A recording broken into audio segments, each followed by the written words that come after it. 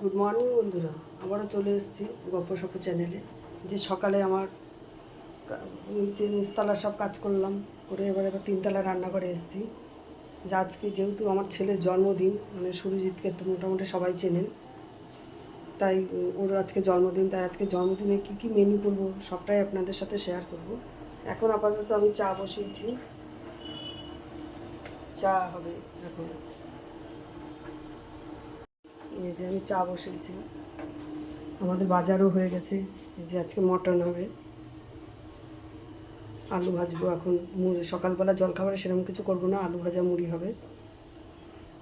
পায়েসের জন্য এই যে চাল আনা আছে, যা যা লাগবে আর কি পায়েস করতে সেগুলো সবই রেডি করা হয়ে গেছে। আর একটু পোলাও বানাবো, তাই সবটাই আপনাদের সাথে শেয়ার করবো, আপনারা দেখতে থাকুন।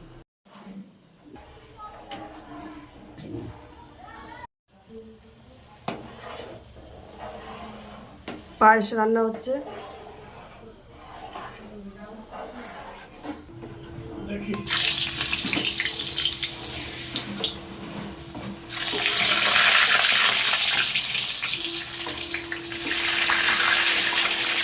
সবকটা একসাথে দিই।